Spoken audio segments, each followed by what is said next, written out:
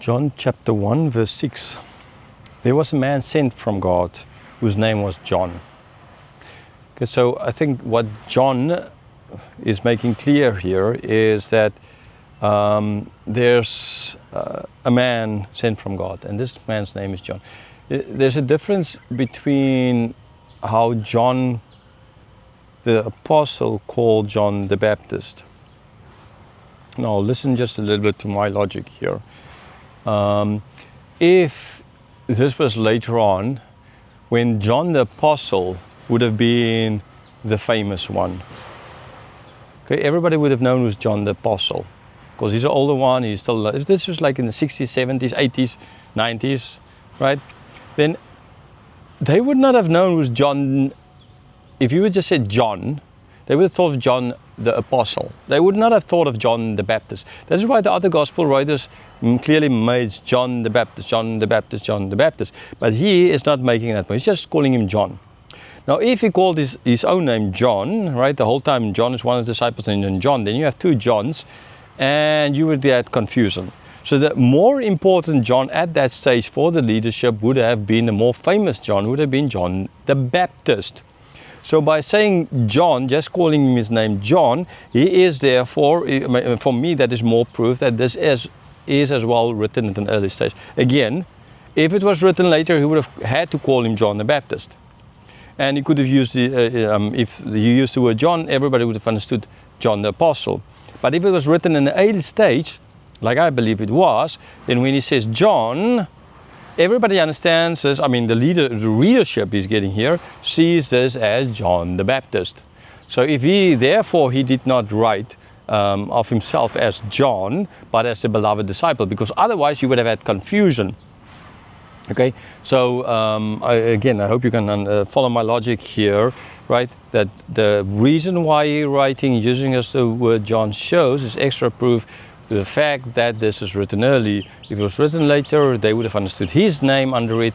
The reason why he's talking himself as a beloved disciple is because there is other John, and it would have created confusion between himself and John the Baptist. Okay, so the other thing is making clear is this man was sent by God. Okay, sent from God. They all at that stage, if it was written in the early stage, would have known was John. Because here we're going to see in a few verses from here that they're going to send people to go there to speak and ask John who he is and what he is. Right? So at an early stage, they all knew was John. They still had this question of maybe Jesus is this resurrected Jesus is just John the whole time. No? Like Herod kind of thought of Jesus as resurrected John. Something like, or Jesus John or whatever, that confusion. So John the Baptist played a huge role in their thought, and therefore as well it's early, it shows it's early, and it shows that John is from God. So as well, by making clear that John is from God, he is as well showing that this is not something that came from outside, this is coming from God. So if you reject it, you're rejecting God.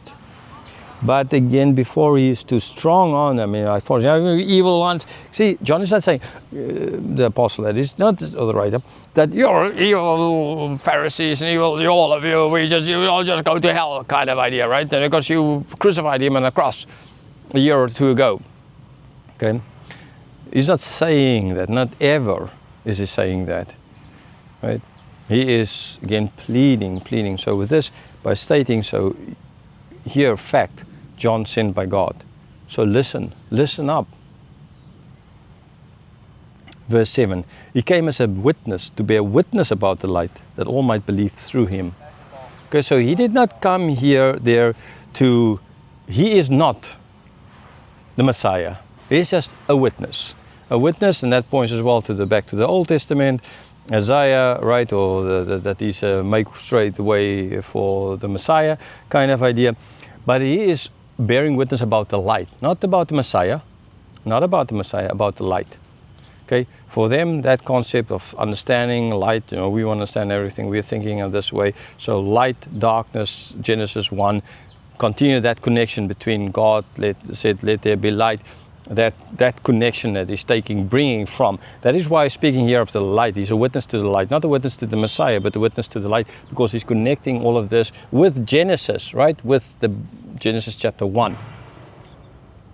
And ultimately believe through him. Right? Belief is a very important thing here in the Gospel of John. Again, I'm going to say that belief is not built upon thin air, belief is built upon facts. There is John, right? John is speaking about, there are prophecies concerning, there's a book of Genesis you have. You can look at all, there's a lot of information, prove that you have actually of the existence of Jesus. Now, here as a good old Reformed person, I don't believe that my giving you facts, my proving that faith is based on not thin air, but reality, right, is not going to convince anyone that doesn't believe in God, okay? Apologetics, therefore, I follow this from a Reformed perspective, is I know, I can tell you, I can hit you with a hammer and you're not going to say it hurt, right? I can give you all the proof in the world that Jesus is God, but you're not going to believe it. Why? Because ultimately only God can give you the belief. That's that. That's just that. Now, why do I then follow, believe, apologetics? A good thing is it's for Christians, right? For Christians to show that what their faith is not based upon thin air. Their faith actually based on facts. The people might laugh at them for being stupid, for not believing facts, etc. But actually, they are the ones who believe facts. And those who don't believe, they are the ones who don't believe in facts. That's just that. So this is more doing apologetics. I think is more of a way of speaking to Christians to show them that what they believe is actually not based just on thin air. The other thing is, understandably, as human beings, we are supposed to give reasons for our faith. Okay, so I am explaining to people why I do believe you. If you're not born again by the Spirit, you're not going to believe me. Okay, but at least you can see I have facts. If you would be honest, right, and look at what I'm saying, then you would agree that I do have a point.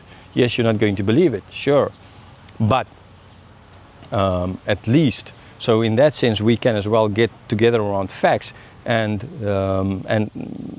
speak about plain, simple facts. Okay, so bearing witness about this light, and then believing through. And I explained what belief is and why I believe in it, and how I see apologetics and all of that. And so ultimately, this is a belief that they need to believe, right? Because although Jesus is standing in front of them, but man, it is difficult. It's so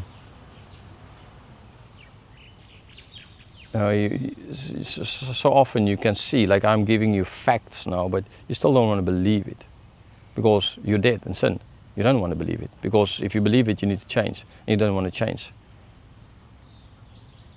That's simple, but ultimately believe, the theme of the Gospel of John.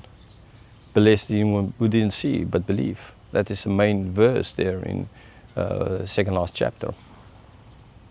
It's through Jesus, only through Him. Ultimately believe in Him that there is life. No other way.